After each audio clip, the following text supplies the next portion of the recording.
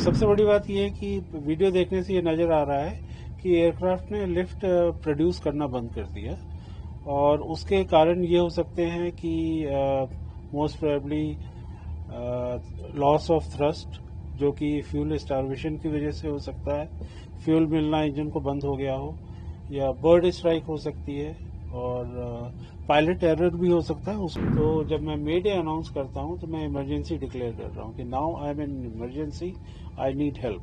तो जैसे ही वो मे डे कॉल इनिशिएट करता है, बहुत सारी एजेंसियां सक्रिय हो जाती हैं। तो इस केस के अंदर भी यही हुआ है कि जब पायलट ने, हमारा एक डिसीजन स्पीड होता है जो कि बाहर के temperature, weight of the aircraft, काफी सारी चीजों पे निर्भर करता है। उसके पहले अगर हमारे पास कोई भी सी भी गलती आती है, वार्निंग आती है, तो पायलट का काम होता है उस टेक ऑफ को रिजेक्ट कर देना। इस पर्टिकुलर केस में एयरक्राफ्ट अपनी डिसीजन स्पीड तक पहुंचा है और फिर उसने टेक ऑफ इनिशिएट किया है।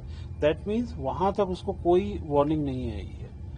जब उसने टेक ऑफ इनिशिएट कर दिया है उसके बाद वो कुछ हुआ है, जो भी हुआ है। सर 12 जून को जिस तरह से एयर इंडिया का एक एयरक्राफ्ट क्रैश हुआ जी, सर, आपको क्या लगता है, क्या कुछ टेक्निकल ग्लिच आया हो सकता है?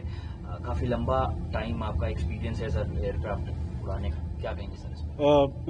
पहली बात तो ये कहना चाहूंगा, बहुत दुखद घटना है और one of the rarest of rare घटना हुई है।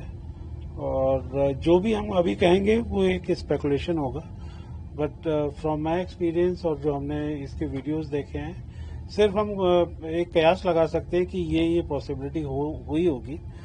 तो सबसे बड़ी बात यह है कि वीडियो देखने से ये नजर आ रहा है कि एयरक्राफ्ट ने लिफ्ट प्रोड्यूस करना बंद कर दिया और उसके कारण ये हो सकते हैं कि most probably loss of thrust, जो कि फ्यूल स्टार्वेशन की वजह से हो सकता है, फ्यूल मिलना इंजन को बंद हो गया हो, या बर्ड स्ट्राइक हो सकती है और पायलट एरर भी हो सकता है। उसको भी हम नजरअंदाज नहीं कर सकते, नकार नहीं सकते। और टेक्निकल फेलियर भी हो सकते हैं कि एयरक्राफ्ट में बहुत सारे एडवांस सिस्टम होते हैं और हालांकि वो फेल प्रूफ होते हैं, लेकिन फिर भी इंस्ट्रूमेंट तो इंस्ट्रूमेंट है, कभी भी कुछ हो सकता है, तो उसको भी नकारा नहीं जा सकता। तो इनमें से कुछ भी हो सकता है। तो सर अब आपको क्या लगता है किस तरह से पता चल पाएगा, क्योंकि ब्लैक बॉक्स मिल गया है? सबसे पहले तो ये बताइए कि ब्लैक बॉक्स का क्या काम होता है और क्या उसकी इन्वेस्टिगेशन के बाद पता लगाया जा सकता है कि आखिर वजह क्या रही क्रैश होने की? जी, पहली बात तो जो ब्लैक बॉक्स होता है, एक बॉक्स है जो कि इंस्टॉल्ड होता है एयरक्राफ्ट में एक्सट्रीम आफ्ट में, जो कि टेल सेक्शन होता है एयरक्राफ्ट का। वहां पे इसलिए उसको इंस्टॉल किया जाता है ताकि अगर एयरक्राफ्ट क्रैश हो तो वो लीस्ट डैमेज लोकेशन होगी, और वो इतना स्ट्रांग बनाया जाता है कि वो it can withstand N explosion also. और उसमें ब्लैक बॉक्स में दो कंपोनेंट होते हैं, एक सीवीआर कॉकपिट वॉइस रिकॉर्डर, जिसमें कि हम कॉकपिट में जो भी बात करते हैं तो वो सारी की सारी रिकॉर्ड होती है, और दूसरा कंपोनेंट होता है उसका डीएफटीआर, जिसको बोलते हैं digital data flight data recorder. और उसमें बेसिकली एयरक्राफ्ट के इंजन के और एयरक्राफ्ट के सारे पैरामीटर्स रिकॉर्ड होते हैं। उसमें अगर इंजन के कोई पैरामीटर्स हैं, फ्यूल के हैं, सिस्टम्स के हैं, वो सारे पैरामीटर्स रिकॉर्ड होंगे।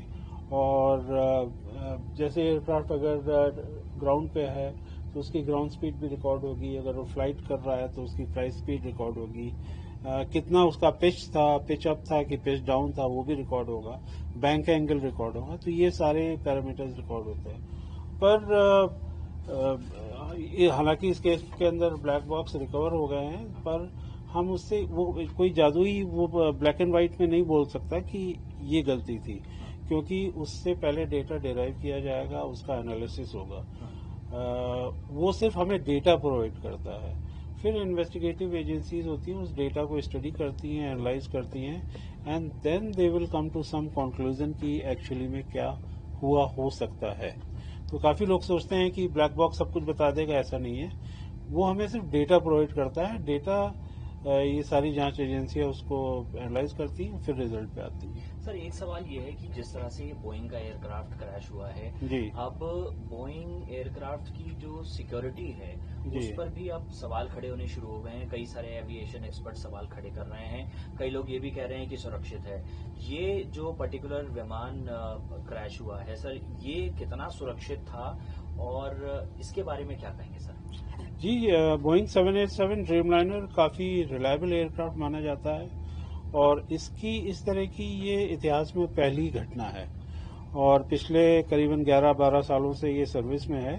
इस तरह की कोई घटना नहीं हुई है, लेकिन हाल में कुछ रिपोर्टें आई थी कि जिसमें ये देखा गया कि कुछ छोटे, जैसे जैसे ये फ्लीट पुरानी हो रही है, कुछ छोटे छोटे माइनर इश्यूज आ रहे थे जो कि प्रॉब्लम्स आनी, अभी जापान एयरलाइंस की में ड्रीमलाइनर में कुछ प्रॉब्लम्स आई थी। तो फ्लीट पुराने होने के साथ साथ कुछ कुछ प्रॉब्लम आई, वो जो बोइंग को भी एयरलाइंस ने रेज किया और उसके बाद से ज्यादा कुछ तकनीकी खामियां नहीं आई इस एयरक्राफ्ट में। क्योंकि जो एविएशन मिनिस्टर हैं उन्होंने भी स्टेटमेंट दिया है सर्विलांस को लेकर, जी, तो आप इस पर क्या कहेंगे उनके स्टेटमेंट? सिर्फ सर्विलांस बेसिकली इसलिए किया गया है ताकि which is a very good initiative by our minister and DGCA कि वो सारे के सारे पैरामीटर्स को एयरक्राफ्ट को सर्विस पे रिलीज होने से पहले they want to make sure the passengers are safe, the aircraft is safe and the public is safe. तो इसलिए ये सारे इंस्ट्रक्शन से इशू किए गए हैं कि सारे पैरामीटर्स अच्छी तरीके से मॉनिटर किए जाएं, सारे सिस्टम्स डबल चेक किए जाएं ताकि इस तरह की घटना आगे नहीं हो। और आई एम प्रेटी श्योर कि ये दूसरे मैन्युफैक्चरर्स के भी लिए लागू होगा लेटर और सूनर, ताकि इस तरह की घटना दोबारा नहीं हो। क्या स्पेशलाइजेशन थी सर इस एयरक्राफ्ट की जो इसको इतना सुरक्षित बताती है? सर ये वाइड बॉडी एयरक्राफ्ट है और लॉन्ग हॉल रूट पे इस्तेमाल होता है। जैसे ये वाली पर्टिकुलर फ्लाइट थी, ये अहमदाबाद से लंदन के लिए थी और एयर इंडिया के लिए तो इसको वर्क हॉर्स बोला जाता है और क्योंकि ये लगातार ड्यूटी में रहता है, अच्छा परफॉर्म करता है, मेंटेनेंस इश्यूज काफ़ी इसके कम रहे हैं और तकनीकी खामियां सो फार ना के बराबर रही हैं, तो इसलिए काफ़ी अच्छा एयरक्राफ्ट माना जाता है। सर अब क्रैश हो गया है, कई लोगों की मौत हो गई है जी, अब क्या सीख लोगों को इससे लेनी चाहिए, खासकर जो कंपनीज हैं, सरकार है, इसके बारे में क्या कहेंगे? जी सर, पहले तो मैं मेरा एविएशन का एस्पेक्ट रख देता हूं कि जब भी कोई दुर्घटना होती है तो एविएशन में हम लोग हमेशा लर्न करते हैं कि जब भी कोई गलती हुई है और हमें उसके कारणों का पता लगाते हैं और फिर हम इस तरह के उपाय करते हैं ताकि उस तरह की घटना दोबारा नहीं हो। तो ये हमेशा लर्निंग एक्सपीरियंस चलता है और I think same system will be followed by DGCA, manufacturers and government. Sir एक सवाल जो लोगों के दिमाग में है वो ये है कि जो पायलट है जब उसके हाथ से सारी चीजें निकल जाती हैं तो मेडे कॉल करता है जी, वो लोगों को किस तरह से, मतलब आप क्या बताना चाहेंगे? मेडे कॉल आखिर होती क्या है, किस तरह से? Mayday call is international distress call for in aviation and basically बहुत सारी कॉल्स होती हैं, उनमें से मेडे कॉल होती है। तो जब मैं मेडे अनाउंस करता हूं तो मैं इमरजेंसी डिक्लेयर कर रहा हूं कि now I am in emergency, I need help. तो जैसे ही वो मेडे कॉल इनिशिएट करता है बहुत सारी एजेंसियां सक्रिय हो जाती हैं, जिसमें कि एटीसी होती है, हमारी एयर ट्रैफिक कंट्रोल जो होती है, वो उस एयरक्राफ्ट को, भले ही 50 एयरक्राफ्ट उड़ रहे हों, उसको प्राथमिकता देगी, प्रायोरिटी देगी हर तरीके से, और भले ही स्पेस की हो या लैंडिंग की हो या और कुछ हो। और उसी तरीके से जो हमारी ग्राउंड एजेंसीज होती हैं, मेडिकल और सारी इमरजेंसी सर्विसेज प्रोवाइड करी जाती हैं। तो ये मेडे कॉल का मेन पर्पस होता है। लेकिन आजकल इतिहास गवाह है सर, आज तक मेडे कॉल के बाद कोई एयरक्राफ्ट सुरक्षित नहीं सर, हमारे यहाँ इंडिया में तो इस तरह के ज्यादा इंसिडेंट नहीं हुए, पर हम लोग सारे वर्ल्ड वाइड डेटा मॉनिटर करते हैं। मेडे कॉल अक्सर दी जाती है और यूएस और यूरोप में जहाँ पे जनरल एविएशन बहुत बड़ा है, अक्सर मेडे कॉल्स होती हैं, वहाँ प्रायोरिटी दी जाती है और बाकायदा एयरक्राफ्ट को प्रॉपरली लैंड कराया जाता है। इसमें कोई वो दो राय नहीं है। सर कॉकपिट में आप किस तरह से समझाना चाहेंगे कि आखिर इमरजेंसी अगर जब आती है तो कौन सा ऐसा इंडिकेटर है जिससे पता लगता है? जी, इसमें बहुत सारे इंडिकेटर होते हैं। अगर आप देखें तो ये हमारा बीच में जो ये दो स्क्रीन नजर आ रही हैं, ये सिस्टम्स डिस्प्ले स्क्रीन है और ये हमारे इंजन पैरामीटर्स हैं। और ये अगर आप स्विचेस देख रहे हो तो ये सारे के सारे सिस्टम के स्विचेस हैं। फॉर एग्जांपल अगर हम ब्लीड पेज दबाते हैं तो ये हमारा ये ब्लीड का सिस्टम आ जाता है। इंजन का पेज दबाएंगे तो ये हमारे इंजन पैरामीटर्स आ जाते हैं। और ये हमारा ई-कैम वार्निंग होता है। अगर देख रहे हैं तो अभी सब ग्रीन में है, तो ये हमारे ये बता रहा है कि टेक ऑफ के लिए एयरक्राफ्ट बिल्कुल ठीक है। अगर एयरक्राफ्ट के सिस्टम, एयरक्राफ्ट में 200 से ज्यादा कंप्यूटर होते हैं जो कि कंटिन्यूस मॉनिटरिंग करते हैं एयरक्राफ्ट की, किसी भी चीज को डिटेक्ट करते हैं तो इमीडिएटली यहाँ पे वो चेंज हो। फॉर एग्जाम्पल अभी जैसे मैं आपको एक एग्जाम्पल दे सकता हूँ। हमारा पार्किंग ब्रेक ऑन है और अगर मैं इसको पावर ऐड कर देता हूँ टेक ऑफ के लिए, तो आप ये देखेंगे कि ये इमीडिएटली वार्निंग वहां पे आ गया, यहाँ पे वार्निंग आ गया। ये इस तरीके से एयरक्राफ्ट वार्निंग दे देता है। तो हम कोई गलती अगर हमसे हो भी जाए तो आपके सिस्टम आपको इमीडिएटली इन्फॉर्म कर देते हैं।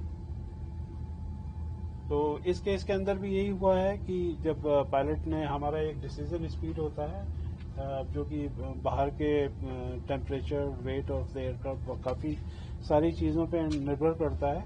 उसके पहले अगर हमारे पास कोई भी गलती आती है, वार्निंग आती है, तो पायलट का काम होता है उस टेक ऑफ को रिजेक्ट कर देना। इस पर्टिकुलर केस में एयरक्राफ्ट अपनी डिसीजन स्पीड तक पहुंचा है और फिर उसने टेक ऑफ इनिशिएट किया है। दैट मीन्स वहां तक उसको कोई वार्निंग नहीं आई है। जब उसने टेक ऑफ इनिशिएट कर दिया है उसके बाद वो कुछ हुआ है, जो भी हुआ है, और एकदम बहुत कम हाइट पे हुआ है। मुश्किल से 57 सेकंड की टोटल फ्लाइट थी। 26 सेकंड बाद वो एयरक्राफ्ट इंस्टॉल हो चुका था। तो पायलट के पास कोई चारा ही नहीं बचा था, सामने जो भी बिल्डिंग थी उस पर जाके क्रैश हो गया वो।